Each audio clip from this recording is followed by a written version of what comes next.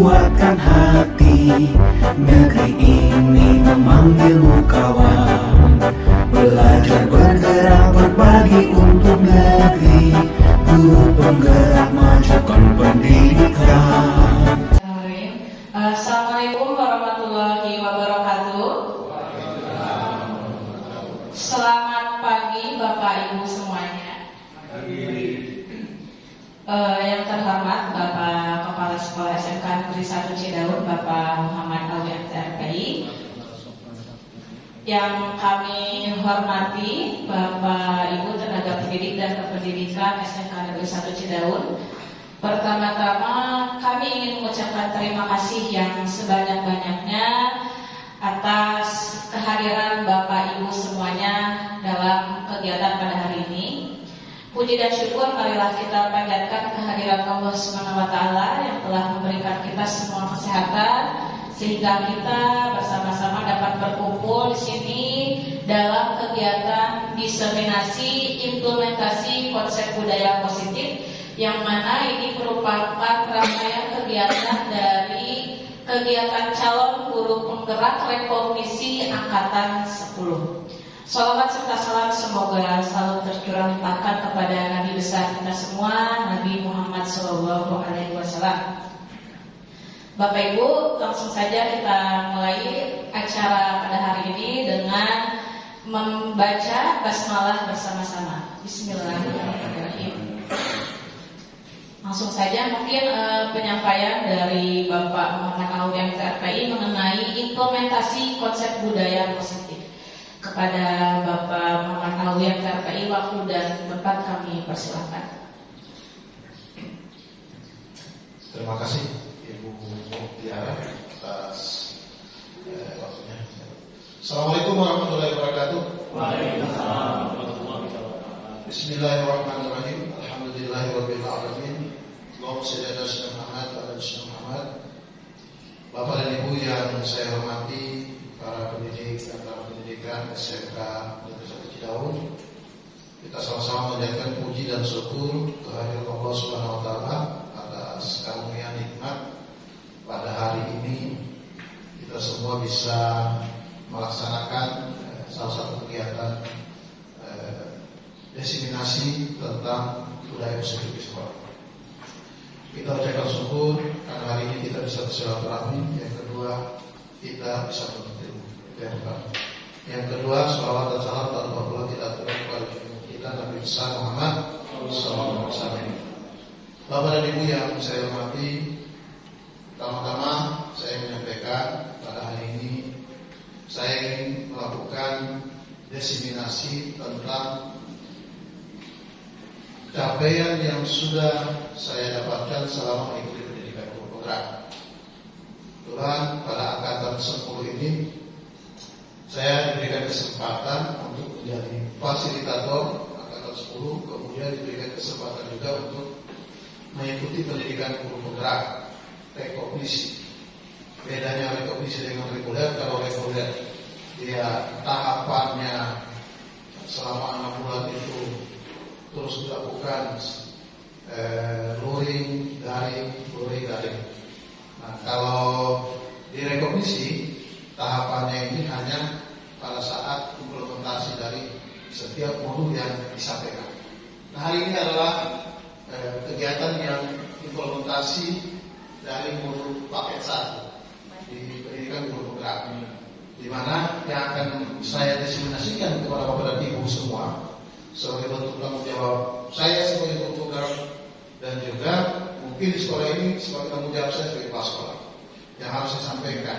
Karena implementasi ini nanti juga akan setiap siapapun yang mengikuti pendidikan guru penggerak akan melakukan diseminasi. Nah, diseminasi ini nanti berkaitan dengan kebijakan yang akan dibuat oleh sekolah bukan.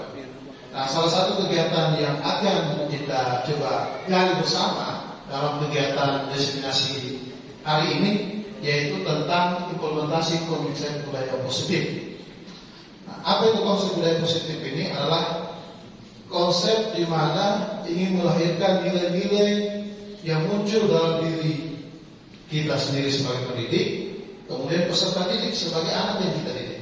sehingga menemukan satu kesepakatan bersama di mana munculnya rasa kesadaran dalam diri sendiri, rasa tanggung jawab.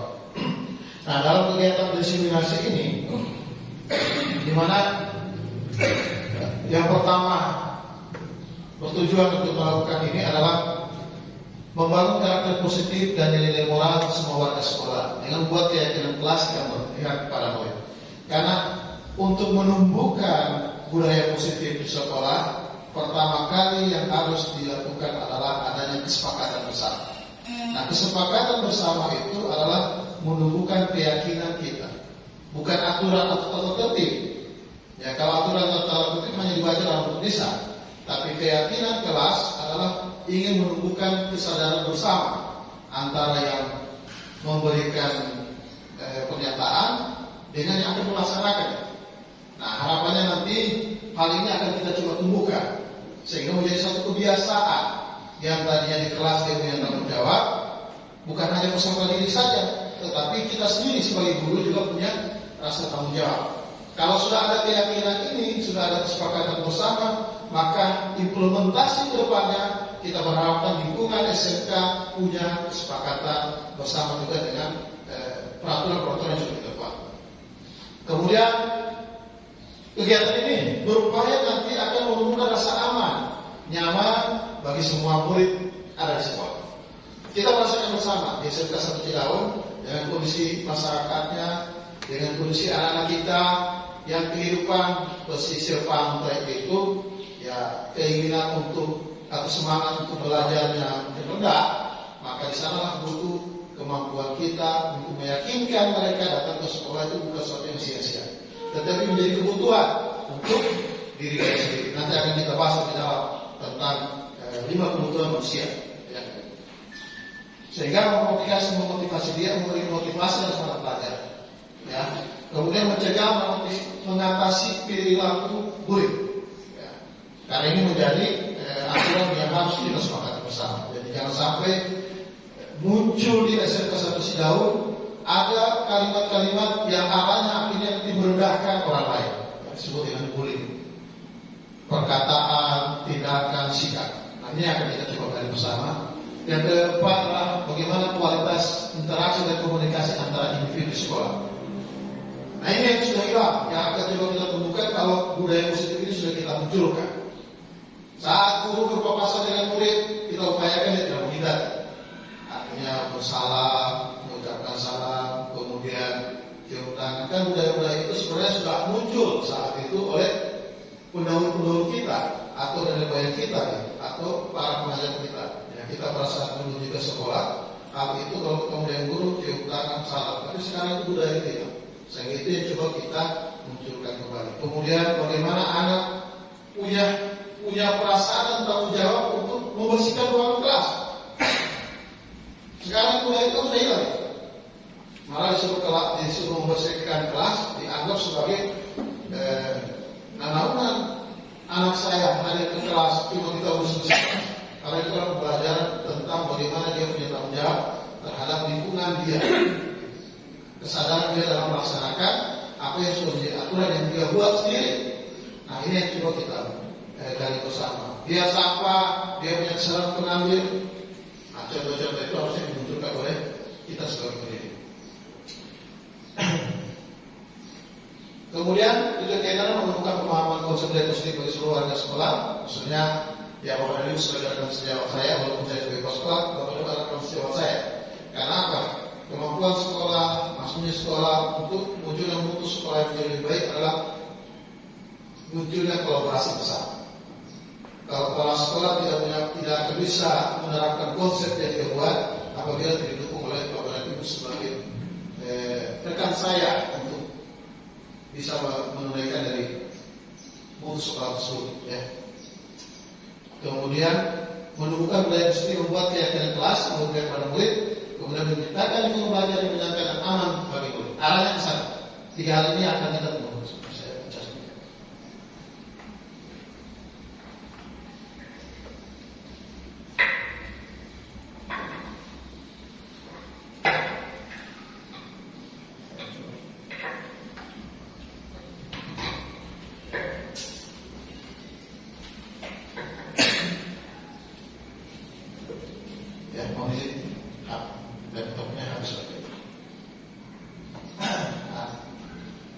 Targetnya adalah bagaimana munculnya nilai disiplin, kemudian bagaimana munculnya peserta didik yang memiliki karakter berdarah kritis, kemudian bagaimana munculnya karakter dalam diri peserta didik ada karakter yang bertanggung jawab. Tidak hanya peserta didik saja, kita juga.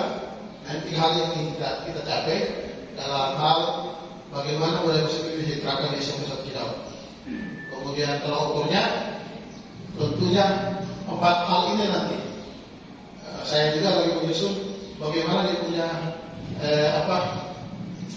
bagaimana instrumen akan kita gunakan. Sehingga saya berharap nanti mendapatkan bantuan dari guru-guru yang sudah pendidikan guru bergerak. Ukuran yang akan kita buat bahwa implementasi program budaya positif ini bisa kita terapkan di SMK 1 Cidahu. Ada berapa hal? Ada 4 hal yang ingin kita coba buat sehingga menjadi perubahan. Di mana turunnya pelanggaran, bolos, kemudian tawuran, perkelahian, coret-coret di sekolah dan sebagainya, media sekolah. Itu juga yang kita coba lakukan gitu. Sehingga saya kepikiran secara bertahap setiap kelas itu nanti kita data mejanya, kemudian secara bertahap dilakukan perawatan meja-meja yang coret mulai dihapus, sehingga kemudian diberikan tanggung jawab bagaimana menjaga meja dan kursi itu tidak ada tulisan. Ya, berarti yang kalau ada tulisan berarti tanggung jawab tentang menjaga kursi yang di sekolahnya di. Kemudian guru murid staf bersama memang berada di muka sekolah. Yang ketiga, guru murid staf saling menghormati, saling menghargai satu sama lain, saling bekerja sama, saling membantu melaksanakan kegiatan sehingga memiliki rasa tanggung jawab terhadap diri sendiri, orang lain dan lingkungan. Nah, ini masih kurang mungkin yang kita lihat. Tanggung jawab diri sendiri, punya jam belajar, masuk kelas, masih kita kita belum punya perhatian sampai sekarang tanggung jawab itu. Ya, penting datang aja ke sekolah dulu, masuk kelas, tinggalkan tugas juga. Kemudian bagaimana lingkungan sekolah yang aman dan nyaman. Yang keempat adalah bagaimana kita semua memiliki perilaku yang mengarah pada menghilangkan perilaku bullying, ya. Kemudian hal lain itu merupakan laporan bullying di sekolah. Tidak ada laporan dari anak. Ya, alhamdulillah di SMK 1 Cidahu bullying ini sudah mulai kita antisipasi, lokasi siswa. Ya, walaupun mungkin masih ada yang sering mengeluarkan kata-kata cemoohan, ini yang kita coba tipiskan sehingga tidak ada kata cemoohan tersebut, tetapi adalah kata saling menghargai. Bagaimana siswa punya keinginan untuk mengakui dia salah dan minta maaf. Dia sadar dengan apa yang dia lakukan, kemudian dia mengucapkan kata maaf. Bagaimana dia ketemu dengan kita, kemudian mengucapkan salam. Nah, untuk melakukan semua itu, tentunya kita mulai dengan adanya budaya positif. Apa itu budaya positif? Budaya positif adalah nilai-nilai atau keyakinan atau kebiasaan yang berpihak. Terutama karena kita berada di lingkungan pendidikan adalah bagaimana berpihak pada murid. Karena kita sisinya memberikan pelayanan. Maka apapun yang kita lakukan yang harus kita pikirkan adalah tumbuh kembangnya peserta didik. Fungsi kita adalah menuntun bagaimana anak-anak kita ini bisa berkembang kemampuan dia, bisa menjadi orang yang berguna di masyarakat. Sehingga kita tumbuhkan nilai-nilai atau kebiasaan atau keyakinan dalam diri dia bahwa sesuatu yang baik itu baik, sesuatu yang jelek dia itu jelek. Sehingga menjadi manusia yang memiliki nilai kritis. Kemudian dia punya rasa hormat, bertanggung jawab, terutama adalah mewujudkan profil pelajar Pancasila. Jadi nilai-nilai itu yang akan dikembangkan dalam penerapan budaya positif ini. Nah, dalam pembahasan ini ada sekitar 8 hal yang ingin kita urai bersama. Kita coba gali bersama, di mana apa itu perubahan paradigma belajar, kemudian apa itu disiplin positif, arahnya tentang nilai-nilai kebajikan. Karena disiplin positif adalah munculnya kesadaran dia, kemudian muncul tanggung jawab secara diri sendiri, muncul nilai-nilai yang dia sadari sendiri, bukan karena aturan, bukan karena dia taat mengakui aturan tersebut, tetapi dia sadar bahwa aturan itu untuk diri. Jadi juga bukan hanya di luar yang bisa, saudara. Kemudian kebutuhan asasi manusia dan dunia berkertas, teori motivasi, hukuman dan penghargaan dan restitusi, kemudian 5 fungsi kontrol, keyakinan kelas dan segitiga restitusi. Nah, ini hal yang akan kita coba gali bersama. Kita mulai dari apa yang disebut dengan perubahan paradigma belajar. Perubahan paradigma belajar adalah bagaimana sekolah membangun suatu budaya yang mengarahkan kepada menyediakan lingkungan positif, aman, dan nyaman, sehingga siswa memiliki kemampuan untuk berpikir secara kritis, kemudian bertindak dan menciptakan sesuatu, memunculkan dari kreativitas dia. Kemudian bagaimana mereka menjadi manusia yang merdeka, sehingga mereka menjadi seorang yang mandiri, bertanggung jawab. Semua ini adalah dimulai dari munculnya kontrol guru terhadap siswa, terhadap disiplin tersebut. Artinya adanya perubahan dalam diri guru, perubahan prinsip kita dulu. Kalau dalam diri kita tidak muncul adanya perubahan itu, maka untuk membentuk nilai-nilai positif, aman dan nyaman ini tidak akan muncul. Artinya mindset ini harus dimulai dari kita sebagai pendidik atau sebagai tenaga pendidikan.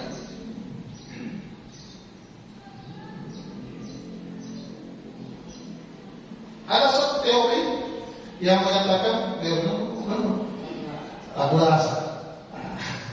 Kemudian kita sudah tamat dengan Pak Ibnu. Teori tabula rasa. Teori menggunakan genggam tangan. Di mana ada A dan B. Misalnya Bu Cita dan Bu Dika. Yang A Bu Cita, yang B Bu Dika. Kemudian Budika memegang sesuatu.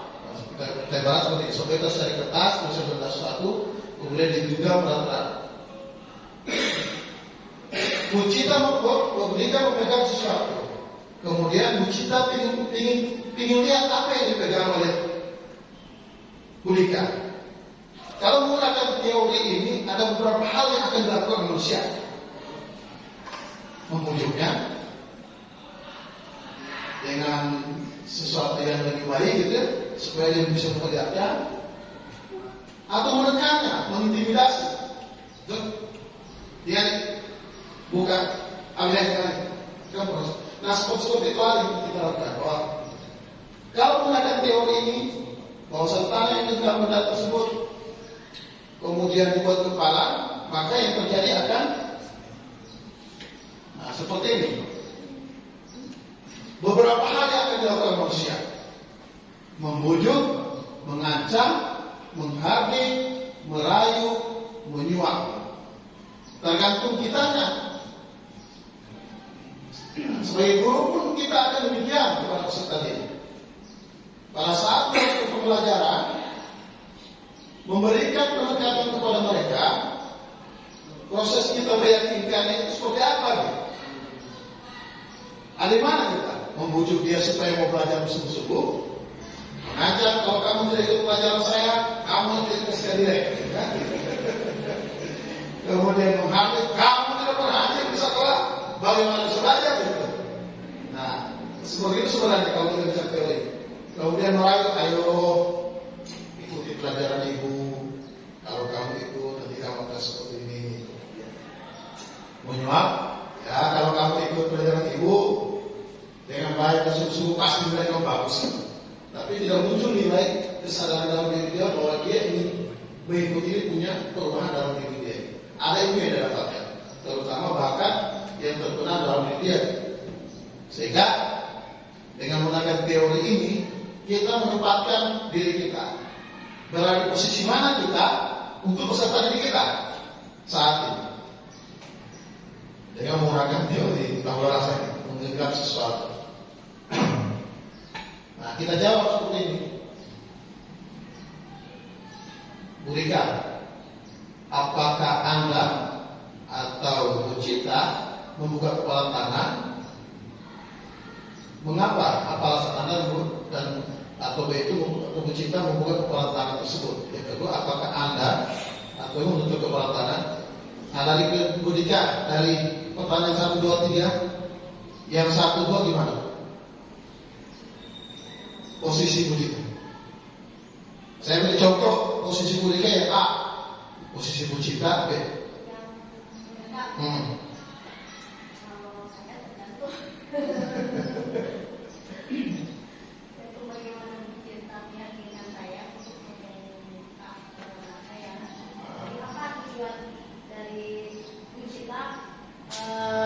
Menyuruh saya membuka genggaman tangan saya. Jadi saya harus tahu dulu tujuannya untuk apa, gitu. Begitu Pak, tidak langsung membuka. Kalau posisi Bu Cinta untuk meminta gimana? Memujuk Pak. Kalau buat saya pastinya kan ingin tahu ya Pak ya, apa yang dipegang Dika itu apa. Saya pasti membujuk dengan tulus, dengan sungguh-sungguh, karena ingin tahu kan Pak ya. Terus merayu juga, ayo dong Bu Dika, apa itu di tangan ibu, misalnya seperti itu Pak. Nah, dari dua hal ini, siapa yang memegang kendali, yang menjadi kontrol? Bu Cinta atau Bu Dika? Hah? Siapa yang memegang kontrol? Yang memegang kontrol adalah Bu Dika. Kalau dia nyaah kepada Bu Cinta pasti kasih tahu. Kalau dia tidak nyaah, mau dibujuk, mau ditekan, dia akan tetap. Nah, begitu kita jadi kita. Mereka adalah berada dalam posisi kontrol kita. Sehingga nanti kita akan melihat ada di posisi kontrol yang akan dilakukan. Dari kelima posisi kontrol itu, tetap posisinya peserta didik yang memberikan dampak. Kita hanya juga pengaruh. Pengaruh yang kita berikan itu tergantung dari posisi yang kita lakukan.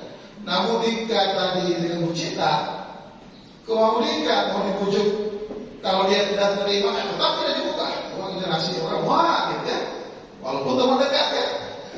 Tapi kalaupun dia tidak minta apa-apa, dia senang untuk memperlihatkan apa yang dia lakukan, tanpa Bu Cinta minta, dia akan melihat kalau saya punya sesuatu ini. Nah, kita berharap siswa kita pun demikian. Dia punya lahir sendiri, ingin mencari apa yang ingin dia belajar dari diri kita. Inilah yang disebutnya dalam seperti ini. Nah, ini yang disebut dengan teori kaum rasa. Sampai sini ada pertanyaan. Ada yang mau tambahkan program?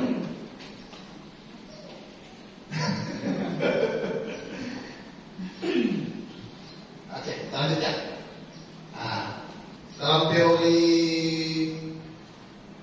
ini tentang posisi kontrol ini, di mana guru mengontrol murid. Kalau kita posisikan kita dalam kontrol murid ini, guru mengontrol murid, guru memaksa murid untuk mengikuti apa yang menjadi perintah dan keinginannya. Kemudian kalau diusikan, guru berikan kritik, membuat orang merasa bersalah dapat menguatkan karakter. Jadi kita menekan siswa, kamu kalau tidak ikut pelajaran saya, maka siswa itu kita berharap siswa itu punya kesadaran untuk ternyata itu salah. Itu membuat siswa merasa bersalah untuk menguatkan karakter. Kamu datang terlambat terus ke sekolah. Nanti kalau dia terlambat, kamu nanti ini. Jadi kita anggap ada kesalahan. Nah, nanti kenapa semua ini kita coba mencoba bersama pertama dalam diri kita, tapi ada solusi yang kita akan lakukan. Kemudian membuat penguatan positif efektif dan bermanfaat. Yang tepat menempatkan orang dewasa memiliki hak dan memaksa. Nah, dari keempat ilustrasi ini, kita berada di posisi mana? Bagaimana?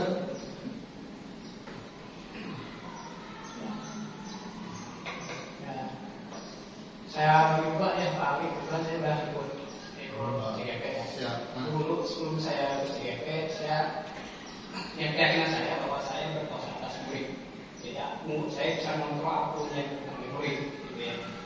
Tapi setelah mengikuti kegiatan dan kita penjelasan Pak tadi bahwa sebetulnya kita itu tidak bisa mengatur anak semua kita. Jadi anak adalah memiliki motivasi sendiri, adalah manusia merdeka, gitu ya. Jadi sebetulnya benar dikatakan teori ini bahwa selama ini kita berilusi bahwa kita bisa mengontrol anak. Kita bisa berilusi bahwa dengan ngasih rayuan bisa mengubah perilaku anak. Anak hanya akan berlaku, saya pahami adalah anak hanya bisa berubah perilaku, bisa mendapatkan ilmu ketika dia mau dan atas kesadaran sendiri, bukan atas paksaan, bukan atas rayuan dan bukan atas hukuman yang diberikan. Bisa jadi pada saat dihukum dia menurut, tapi menurutnya pada saat itu saja jika sudah tidak ada kata,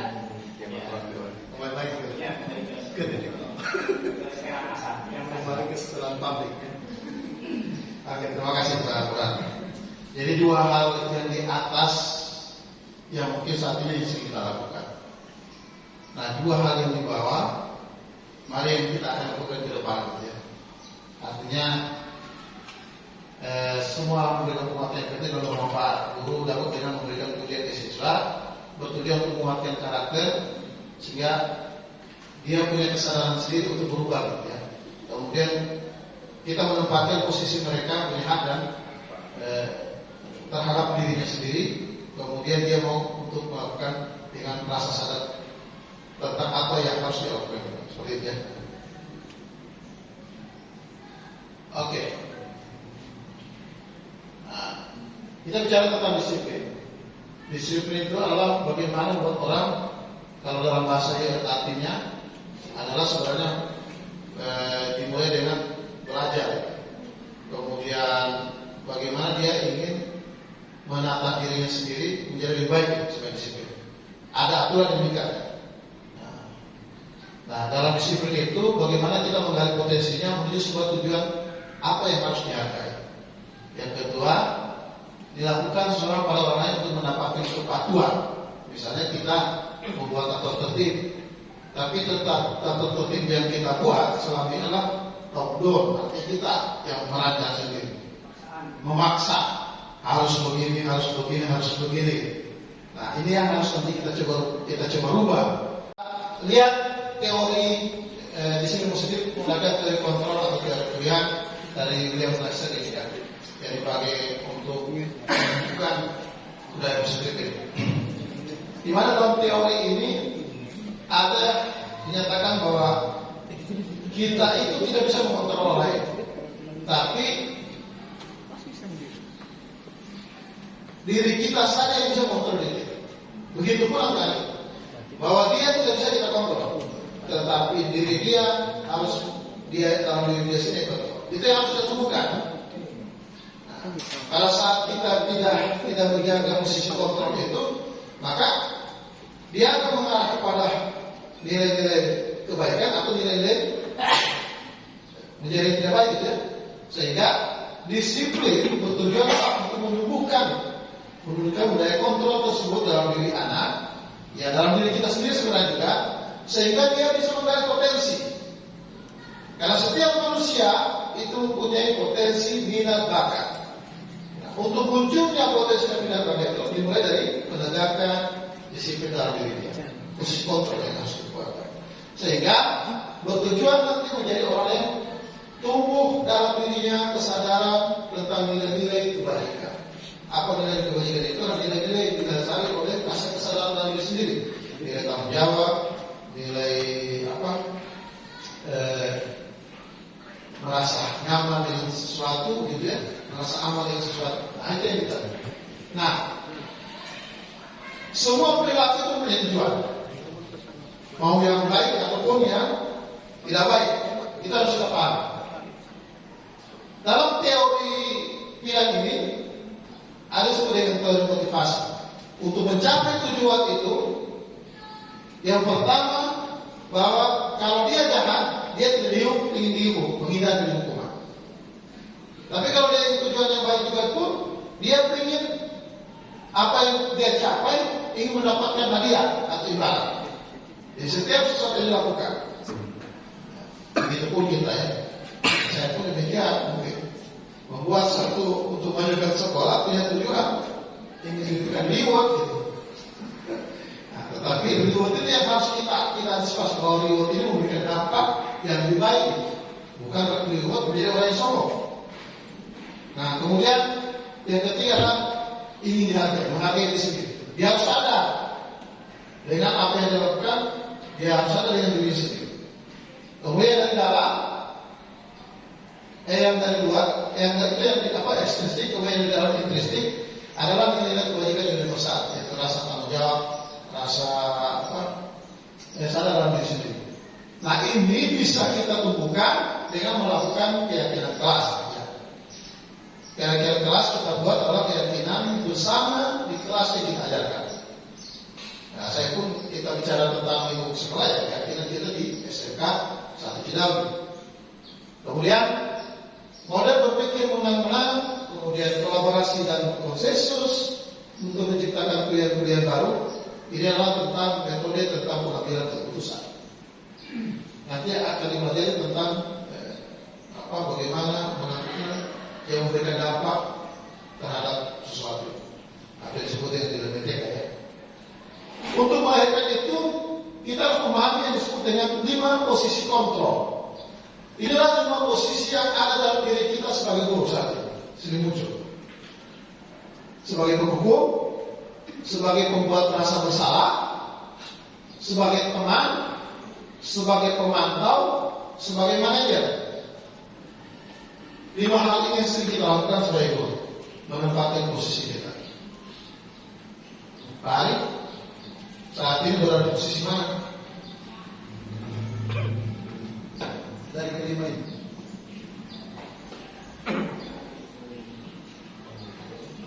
Penghukum, pembuat rasa bersalah, teman, pemantau, manajer. Teman.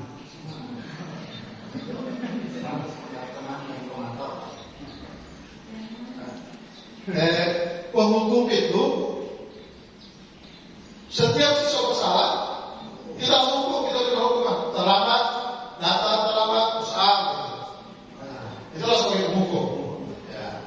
Kemudian pembuat rasa bersalah, begitu anak melakukan kesalahan, dia misalnya nilai kurang bagus, dia tidak perlu belajar, jadi seakan-akan dia apa yang dia lakukan itu sepenuhnya salah.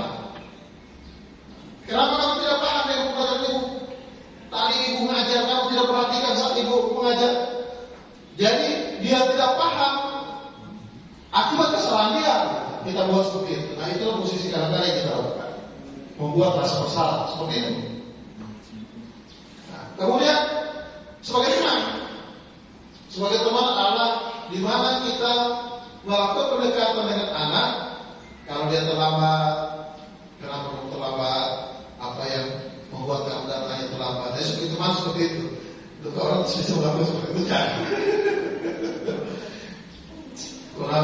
Kenapa kemarin tidak masuk praktek itu? Apa menjadi permasalahannya? Nah, ini coba seperti itu. Kemudian pemantau adalah kita ingin selalu melihat keadaan dari anak kita. Kalau dia datang, kamu setiap hari datang nanti ibu dua datang ke kelas, nah itu sebagai pemantau. Jadi melihat terus. Kemudian manajer adalah posisi yang menempatkan kita sebagai teman, tetapi juga sebagai orang yang bisa meyakinkan dia, mengarahkan dia, membimbing dia, tetapi dengan menunjukkan nilai-nilai kebajikan tadi. Artinya dia dalam diri siswa itu dia akui dia salah, kemudian dia mampu mengungkapkan kesalahan dia kepada kita. Nah, seperti itu manajer. Jadi dia mengungkap, kemudian kita arahkan sehingga muncul kesadaran dalam diri. Nah, dari 5 ini, Pari amanah yang menjadi sering dilakukan. 6. Ya Pak, sekarang itu masih di posisi teman dan pemantau. Cuma kalau sebagai manajer, Jadi saya belum menempatkan sisi baik setiap tanah gitu. Jadi manfaat sendiri nggak pernah cek ibarat satu-satunya mana yang cuma sepanjangnya gitu kan. Alhamdulillah, itu sudah ada. Kalau boleh lisan,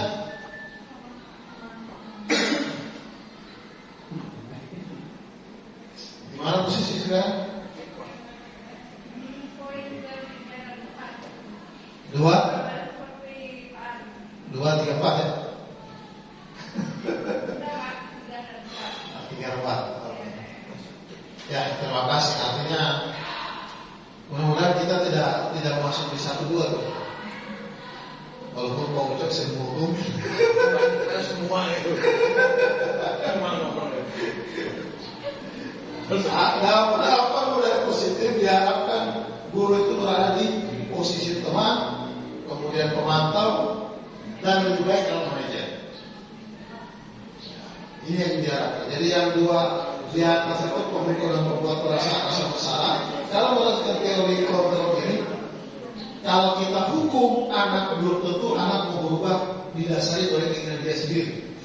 Kalau kita buat anak kita tekan dia salah dengan apa yang dia lakukan, belum tentu dia bisa menyadari bahwa kesalahan yang dia lakukan sendiri. Sehingga untuk menguatkan tentang hal tersebut, kita perlu memahami dengan melakukan segitiga restitusi. Apa itu segitiga restitusi? 3 hal yang kita lakukan: menstabilkan identitas. Menstabilkan identitas ini, anak menyadari dia sendiri. Kalau dia salah, apa yang dilakukan ini salah, ya. Jadi, misalnya dia ribut dengan temannya, dia sadar bahwa dia menjahili temannya itu, membuli temannya itu salah itu. Itu pertama, kita stabilkan diri dia. Dia sadari dulu dalam diri dia bahwa apa yang dilakukan itu salah. Yang kedua, kita validasi kebutuhannya. Sebenarnya yang harus dilakukan itu apa? Bagaimana? Mau bagaimana? Cara-cara nanti kita lihat. Kemudian yang terakhir menanyakan keyakinan. Yang benar itu seperti mana? Seperti apa? Tindakan yang harus dilakukan. Nah, 3 hal ini sebenarnya yang kita lakukan dalam upaya menempatkan kita menuntut dan membimbing peserta didik. Bukan memberikan pendekatan, menuntut dan membimbing peserta didik dengan menggunakan 5 posisi kontrol dan menempatkan segitiga restitusi. Yang terakhir, yang perlu penerapan kita agar kita mengimplementasikan menggunakan segitiga restitusi, maka kita harus paham dengan yang namanya 5 kebutuhan dasar manusia. Karena manusia itu cuma tujuan hidup itu hanya ini: bertahan hidup, menjadi penguasa, kasih sayang, rasa diterima. Kita sayang dengan siapapun, ingin diterima oleh siapapun gitu. Kemudian kesenangan dengan segala sesuatu gitu. Yang terakhir kebebasan, kita ingin bebas, tidak mau ditekan. Sama kalau dia mungkin juga ingin bebas, sekali saya nggak hukum. Tapi itu mana aturan kan? Nah, 5 kebutuhan dasar itu yang harus kita ini, karena kalau kita memahami ini 5 kebutuhan dasar ini, maka kita akan bisa memberikan gambaran perbedaan-perbedaan ini.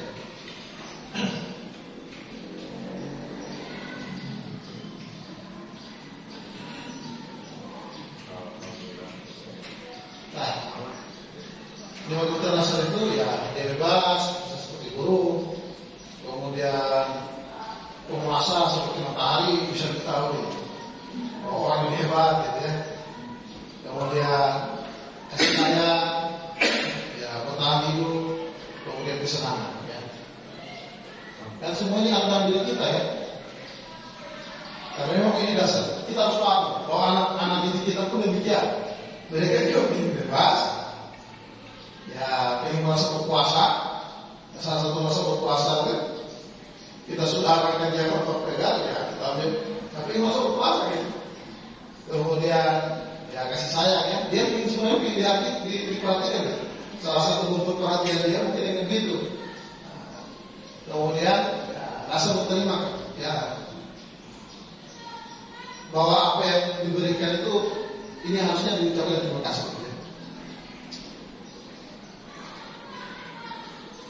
Nah, kebutuhan hidup itu tentang bertahan hidup itu adalah berkaitan dengan kesehatan dan rumah serta makanan. Kemudian kebutuhan biologis dan kebutuhan psikologis. Ya, kebutuhan saya terus bahas kebutuhan biologis, tapi itu bicara tentang anak itu adalah kebutuhan psikologis. Artinya di mana anak datang ke sekolah dia merasa aman dan nyaman. Begitu datang ke sekolah, guru yang tadi mengajar, orang-orang yang datang ke sekolah, berarti anak sudah tidak nyaman dengan apa yang kita lakukan pada saat mereka. Nah, ini harus dihilangkan. Kemudian kasih sayang adalah bagaimana munculnya hubungan dan koneksi sosial, saling memberikan, saling menerima kasih sayang antara teman, keluarga, pasangan itu ataupun rekan kerja. Kemudian penguasaan adalah kemampuan menguasai sesuatu terhadap kompetensi yang dimiliki, keterampilan yang dimiliki, ataupun juga power yang dimiliki. Anak kita pun akan muncul demikian. Dia menguasai. Tujuan itu apa? Ingin dihargai. Munculnya perasaan untuk dihargai dan diri. Kemudian kesenangan. Kesenangan ini tentu adalah berkaitan dengan ya merasa aman, nyaman, gitu, enak. Di dalam sekolah itu tidak ada tekanan.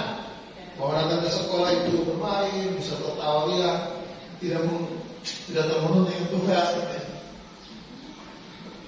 Kemudian kebebasan adalah bagaimana dia mempunyai kemandirian sehingga dia timbul kayaknya bisa uji apapun. Ya, setelah mampu menarik arah ilmunya sendiri. Itu kebebasan. Ya. Oke, satu sini ada pertanyaan. Nah.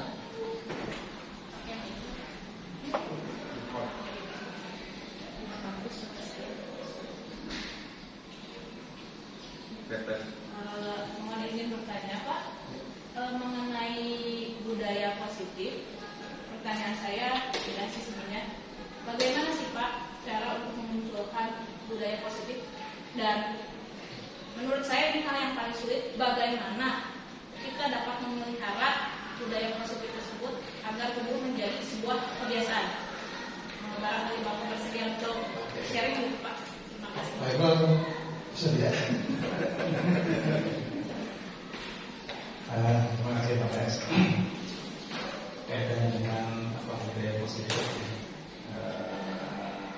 disiplin positif. Kita kembali lagi ke tadi teori tabula rasa bahwa anak lahir itu kan dalam keadaan, kalau menurut teori ini, anak lahir dalam keadaan seperti kertas kosong. Jadi bagaimana kita orang tua, guru itu mengisinya dengan anak tersebut. Tetapi kalau kita lihat pendapat dari tokoh pendidikan kita, diajar Dewan Toro itu, bahwa anak itu sebenarnya bukan dilahirkan bukan dalam keadaan seperti kertas kosong, Pak Kris. Jadi sudah ada urat-urat yang ada di kertas itu. Tinggal masih sama, tinggal kita yang menebalkannya. Itu kalau kaitan dengan teori-teori tersebut, bahwa kita di sini sebagai seorang guru yang nantinya sebagai fasilitator ke anak, berarti ya tugas kita untuk menebalkan bulatan-bulatan tersebut. Nah, masalahnya mungkin anak kita kan jenjang SMK. Mereka telah melalui dari jenjang PAUD, SD, SMP sampai berapa tahun. Nah, itu nanti pengaruhnya akan sangat luar biasa dari lingkungan, dari luar orang tua dan sebagainya. Nah, kaitannya dengan tadi budaya positif mungkin ya. Kalau kita ingat perkataan sesuatu yang baik itu harus dipaksa dulu ya, agar menjadi suatu kebiasaan. Pertama kali itu karena ada paksaan, kemudian contoh, yang penting contoh dari kita sebagai guru. Bagaimana kita mengharapkan anak-anak kita datang awal, datang tidak terlambat. Kita sebagai gurunya datang seperti itu, telat. Kemudian dibutuhkan juga konsistensi ya. Jadi tidak minggu ini rajin apel tiap hari, minggu ke depannya telat lagi. Mungkin ini yang ya betul. Kita juga saya sendiri juga masih sangat belum konsistensi untuk membimbing siswa ini, untuk membiasakan menerapkan budaya positif termasuk kedisiplinan. Jadi ya kita harus itu tadi konsistensi, memberikan contoh yang terbaik buat mereka dan tidak bosan-bosan gitu Bu. Mungkin dari sini terima kasih. Terima kasih Pak Ibnu memberikan ilustrasi jawaban buat intinya bahwa untuk mampu kita tumbuhkan kedisiplinan itu, kita tidak akan bisa berubah orang lain sebelum kita suruh. Saya kadang-kadang memberikan aturan bahwa tadi datang lebih pagi, tapi saya datang jam 10 gitu. Bagaimana aturan itu bisa dilaksanakan? Karena untuk memberikan aturan datang Bapak dan Ibu datang lebih pagi, ya saya pun harus datang lebih pagi dari Bapak itu. Apel pagi lumayan. Nah, untuk menumbuhkan dari kita dari dalam diri kita sendiri, kita mengajar anak kita untuk disiplin, maka kita pun harus disiplin. Salah satu dari disiplin kita adalah kita mulai masuk jam pelajaran. Misalnya jam 7.15 sudah di kelas, maka pada saat itu kita pun harus datang jam 15. Bagaimana cara menemukannya? Itu yang tadi disebut dengan keyakinan kelas. Dan keyakinan kelas itu adalah kesepakatan kita dengan anak supaya membiasakan. Kita tidak membuat aturan untuk anak saja, tetapi aturan itu juga untuk kita juga. Maka untuk menumbuhkan nilai dalam disiplin itu harus dimulai dari munculnya dalam diri kita. Karena tadi kita bicara tentang fungsi kontrol, bahwa kita tidak bisa mengontrol orang lain, tapi diri kita bisa dikontrol diri kita sendiri. Kalau kita sudah membiasakan kita datangnya telat, ya udah terbiasa kita telat itu. Kalau kita datang ke kelasnya cuma datang duduk, ngasih anak catatan, sudah terbiasa. Nah, anak kita pun nanti demikian. Kita tidak akan bisa kontrol. Anak juga datang, dia disiplin tepat waktu, tidak akan bisa. Tapi harus diakini oleh dia bisa. Nah, untuk melakukan hal tersebut, menumbuhkan supaya lahir konsistensi, maka kita buat kesepakatan. Kalau dalam agama disebut dengan iktibar diri, ya, introspeksi diri, atau namanya muhasabah ya, muhasabah. Sebenarnya sudah jangan awal juga kita muhasabah.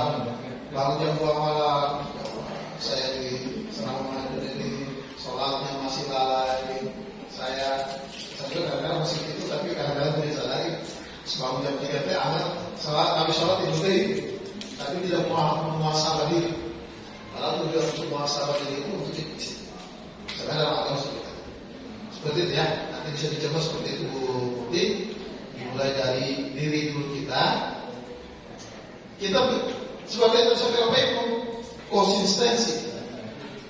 Karena disiplin tanpa konsisten tidak akan berhasil. Saya minta oleh ibu tapi saya datang hanya seminggu sekali, juga datang jam 7 kita ke sekolah. Biasanya orang kepala sekolah tenang datang ke sekolah jam 12. Dengan konsisten kan dengan bahasa. Sehingga saya berupaya mengeluarkan sesuatu yang kira-kira saya sudah bisa melakukan. Kalau melarang merokok, karena saya sudah bisa tidak merokok. Tapi saya juga mengajarkan bagaimana melakukan. Ya saya itu juga supaya. Jadi yang penting konsisten dalam diri kita. Gitu ya. Kita lanjutkan. Dengan motivasi dan dukungan serta penghargaan atau restitusi. Tadi sudah saya jelaskan secara sepintas bahwa dalam teori motivasi itu ada beberapa, yang motivasi eksternal dan motivasi atau disebut intrinsik dan ekstrinsik, ya, motivasi dari dalam, motivasi dari luar. Tujuan utama adalah bagaimana menjadi kenyamanan apa yang terjadi apabila saya tidak melakukan. Yang kedua, tentu yang akan mendapatkan imbalan. Yang ketiga adalah ingin menghargai diri sendiri. Saya lanjutkan. Jadi hukum itu bisa disebut dalam bentuk penghargaan menurunkan kualitas, penghargaan meningkatkan kualitas, penghargaan mengurangi motivasi intrinsik.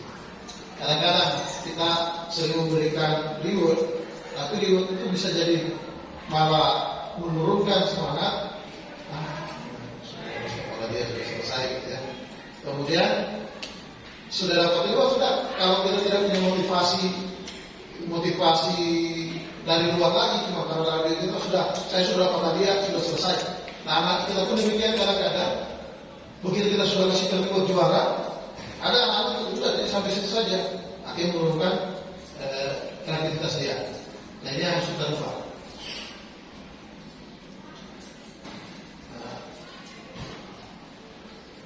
Hukuman yang dalam penghargaan itu dampaknya bisa panjang. Kemudian juga bisa ada merusak hubungan, ya. Ada beberapa hal seperti itu. Saya lewat tadi ini. Nah, kalau dalam teori menumbuhkan nilai kebajikan, bahwa dalam memberikan apresiasi atau memberikan penghargaan, memberikan pengakuan itu perlu diingat. Beri pengakuan secara khusus, beri pengakuan secara pribadi, beri pengakuan secara seorang murid bergantian. Kemudian pengakuan secara konsisten, pengakuan dimulai dengan proses. Artinya bahwa kita dalam memberikan penghargaan itu punya tujuan itu apa? Kemudian kita harus semua siswa itu kita berikan penghargaan. Kenapa? Untuk tujuan untuk mereka bersama-sama. Karena begitu kita tahu bahwa si A terus dapat hadiah, yang lain dapat hadiah, dia akan muncul dalam diri apatis. Sudah pasti TW di juara, sudah pasti TW pasti itu. Karena secara tidak sadar, begitu kita akan masuk kelas dan berikan contoh, maka kita akan berikan contoh selalu orang-orang yang baik. Coba kamu ikuti si Eta. Padahal secara tidak sadar kita memastikan bahwa dia ada potensi mungkin yang lebih baik daripada si A. Nah, ini harus kita lakukan sehingga perlu kita perhatikan hal tersebut. Saya buat ini. Nah, ini Bapak dan Ibu yang tadi kita bicara tentang 5 posisi kontrol. Kalau Bapak dan Ibu nanti menghadapi kasus tentang anak kita harus lihat posisi kita itu berada di mana. Kalau datang anak kita habis, kemudian kita mengatakan awas ya, kalau kamu tidak masuk, kemudian menyalahkan dia, kemudian murid sudah menyatakan murid tersebut kurang bagus, kemudian biarkan saja saya nanti juga marah lagi. Artinya begitu kita datang, anak sudah punya keinginan paling juga marah. Guru itu juga akan dimarahi, orang kasih. Begitu datang kita terlambat, akan dimarahi betul. Nah, kami marah. Nah, kalau sudah muncul murid sudah berkata demikian, berarti kita berada dalam posisi sebagai penghukum. Kemudian si murid terus berdampak melakukan kesalahan yang sama dengan kesalahan itu saya berulang, berarti posisi kita berada dalam posisi sebagai penghukum. Nah, tinggal kita lihat 5 ayat 64 ini mana yang kita lakukan gitu ya. Kemudian melihat 5 posisi ini, setelah memahami 5 posisi kontrol, hal mana yang sering dilakukan? Ya, posisinya berada di mana?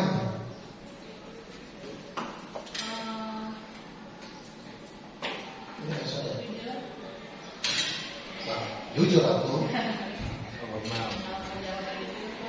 Jujur saya masih ada pada posisi penghukum Pak itu, tapi saya masih belajar juga Pak. Jawab semua kita semua. Iya, sharing juga. Saya salah nggak ya kayak gini dengan guru yang lain. Kemudian Ingat ini Bu, kalau guru berbuat, kalau ini posisinya yang guru itu selama ini kita lakukan, berarti kita berada di situ. Kemudian hasilnya seperti ini, berarti kita berada di situ. Seperti itu ya. ya saya masih berada di posisi penghukum Pak. Teman. Ada juga teman ya? Kontrol. Alhamdulillah. Iya, karena saya ingin Pak, mata pelajaran saya itu adalah mata pelajaran yang dinanti-nanti oleh siswa. Amin. Ada yang kosong yang dinanti. Iya. Ya, teman kontrol manajer semua. Oke. Mas, ini Pak, mungkin kurangnya saya masih berada dalam posisi penghukum gitu.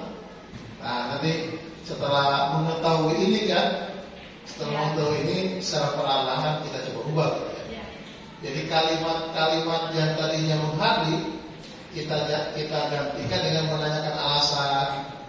Misalnya, tadinya anak terlambat, kita marahin gitu. Nah, pada saat kita anak terlambat ditanya dengan alasan kenapa, kemudian kamu sadari nggak? Gitu. Akhirnya membimbing dia supaya dia menyadari sendiri, kemudian dia berubah. Nah, artinya kita sudah melakukan posisi mengubah diri. Nah, posisi dari Pak Bu Mutiara berada di posisi penghukum seperti apa? Tinggal lihat apa yang dilakukan nanti di posisi sebagai teman, sebagai pemantau, sebagai manajer. Perubahan itulah yang akan kita dilakukan bahwa kita sudah mau melangkah lebih baik. Jadi tindakan-tindakan yang kita lakukan selama ini sebagai penghukum secara perlahan kita lakukan dengan melakukan tindakan-tindakan sebagai teman ataupun sebagai manajer ya. Mudah-mudahan bisa kita lakukan. Secara teorinya, secara bertahap, nah kita kan dari kantor lah gitu. Tetapi yang mudah-mudahan kita sadari ini kita akan berubah harus. Oke.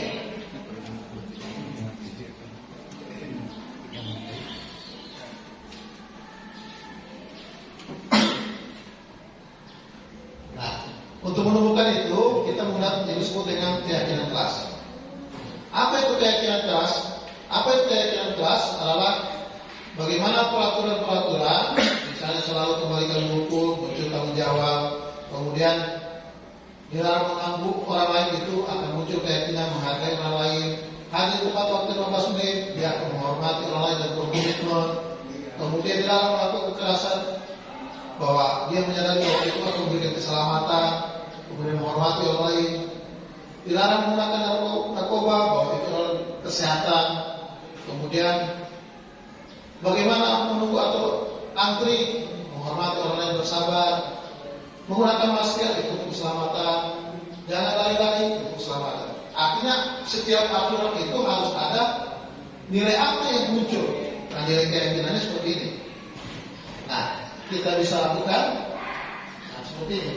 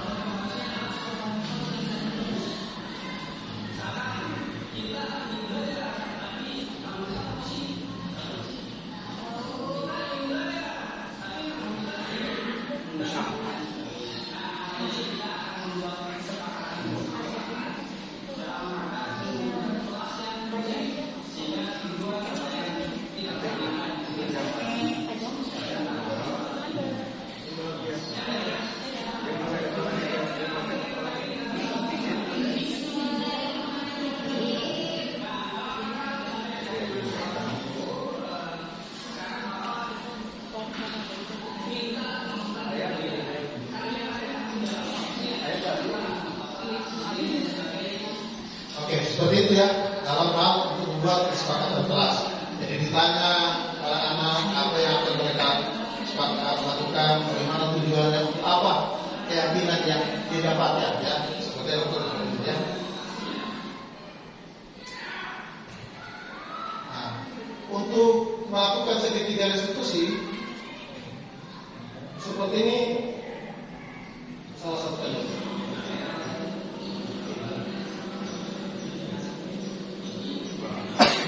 Ini posisi menstabilkan identitas. Jadi ditanyakan anak dan orang tuanya, wah anaknya salah, dia salah.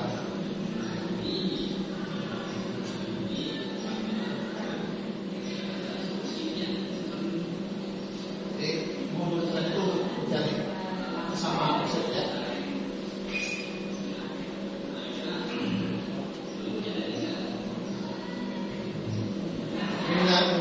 Menanyakan identitas.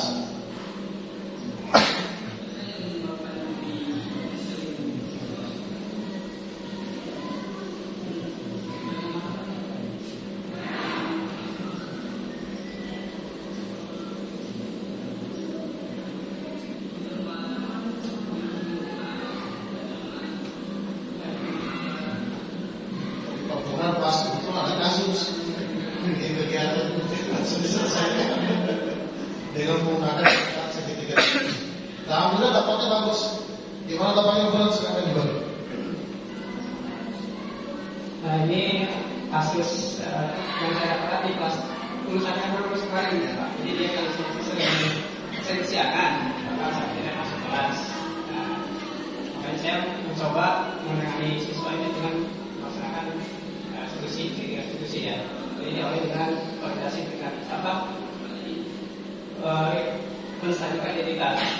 Tujuannya adalah menstabilkan bahwa jangan sampai dia menjadi salah berdosa gitu ya. Kalau orang sudah mencampainya salah, maka susah untuk manusia. Makanya distabilkan dulu bahwa bolehlah manusia itu salah, bukan kesalahan, tapi optimislah bahwa kesalahan itu bisa diperbaiki. Justru dari kesalahan mutlak kita bisa berikan untuk bisa memperbaiki diri. Kemudian di anaknya distabilkan apa yang mengubah itu bukan salah. Dia menyadari saya salah dan dia menyadari dia sudah menyimpang dari keyakinan yang dia bukan dia tujuan setelah itu. Ketika dia sering keras, ketika dia tidak sekolah, dia menyadari memang saya salah. Jadi bukan saya kamu salah, bukan. Jadi dia menyadari diri sendiri.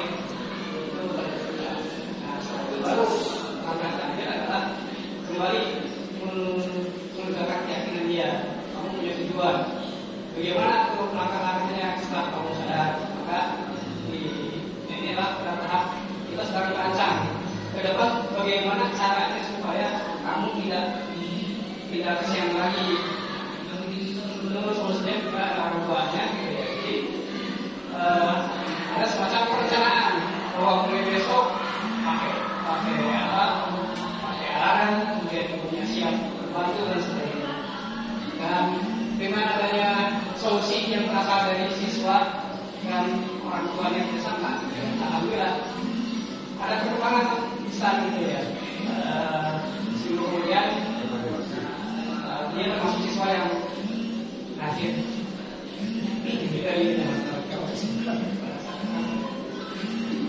Itu intinya Pak, di restitusi itu kembali sesuai dengan yang sudah saya tadi, bahwa perubahan itu bukan dipaksa, perubahan itu berasal dari diri, gitu ya. Tapi tetap faktor eksternal itu berpengaruh. Bahkan kita harus konsisten mengawasi. Makanya saya libatkan orang tua itu sebagai faktor eksternal. Kadang-kadang anak sudah punya niat untuk berubah, tapi karena berbagai halangan si niatnya itu terkalahkan oleh pengaruh, makanya harus ada faktor eksternal harus dilakukan. Itu sedikit pengalaman saya. Terima kasih. Terima kasih Pak Lurah, kita berdoa. Oke, Bapak dan Ibu, jujur mengenai tentang disiplin positif ini, Bapak dan Ibu, mari kita sama-sama intervensi dalam waktu 30 detik ke depan. Intervensi ini untuk membantu kembali ke yang semula, yang diskusikan dengan cara dan terakhir, pertanyaan yang menjadikan disiplin. Kita lakukan seperti ini. Bahwa apa yang kamu ingin berbuat lebih baik, apakah saat kamu sedang menjadi orang yang sedang kamu inginkan? Ini untuk diri kita dan diri peserta didik kita. Kemudian apakah kamu bisa mengubah kegiatan kamu saat ini jadi sikap yang membantu? Hal-hal itu kita termunculkan. Kemudian apakah wajar membuat kesalahan? Bisa kita memperbaikinya? Kemudian apa yang kamu lakukan saat ini? Kemudian apakah kamu siap untuk mulai menjadi lebih baik? Peraturan apa yang ingin kamu dapati? Kemudian seperti apa masalah dan bagaimana saya akan bisa menyelesaikan masalah tersebut. Kemudian kamu seterusnya ingin berbuat seperti apa? Sampai terakhir apa yang kamu inginkan dan peraturannya harus seperti apa. Nah, hal-hal itu yang coba kita gali untuk menanamkan yang tadi itu untuk membuka disiplin sendiri. Demikian Bapak dan Ibu, pertemuan kita hari ini kurang lebih 1 jam tentang kegiatan penerapan budaya positif ini. Saya berharap apa yang kita dapatkan hari ini bisa membuka, bisa membangkitkan perasaan kita, bisa memperbaiki pola pikir kita yang selama ini nilai-nilai pendekatan yang kita lakukan kepada peserta didik menempatkan posisi kita sebagai penghukum. Kemudian kita harus menempatkan mulai dari teman, kemudian terakhir menjadi pendidik. Nah, hal itu akan membuktikan karena tujuan akhir yang kita ciptakan bagaimana lingkungan sekolah ini menjadi lingkungan yang membuka budaya aman, nyaman, tertib sesuai dengan target visi dan misi sekolah. Terima kasih banyak atas masukan saran tadi yang sudah disampaikan selama kegiatan. Mudah-mudahan kita semua bisa mengimplementasikan dalam kegiatan kita di sekolah sehari-hari. Assalamualaikum warahmatullahi wabarakatuh. Bahwa ternyata saya sebagai seorang pendidik masih banyak kurangnya dan masih banyak yang harus diperbaiki. Oke, terima kasih kami ucapkan kepada narasumber hebat kita pada hari ini, yaitu Bapak Muhammad Awi MTRPI. Saya juga ucapkan terima kasih kepada Bapak dan Ibu semua yang sudah aktif untuk menyaksikan dari awal sampai akhir kegiatan. Mudah-mudahan kegiatan diseminasi pada hari ini dapat memberikan kita banyak insight ataupun pemahaman mengenai implementasi budaya positif di lingkungan sekolah, dan bukan hanya itu, mudah-mudahan kita juga dapat mengimplementasikannya di lingkungan sekolah, dan mudah-mudahan kita semua di sini dapat menjadi pendidik ataupun role model yang baik bagi anak didiknya. Amin ya rabbal alamin. Baik, demikian rangkaian acara pada hari ini. Mohon maaf bila ada yang kurang baik dari perkataan ataupun sikap saya sebagai MC. Mari kita tutup acara hari ini dengan membaca hamdalah bersama-sama. Alhamdulillahirobbilalamin. Terima kasih banyak. Akhir kata wabillahi taufiq wal hidayah. Wassalamualaikum warahmatullahi wabarakatuh.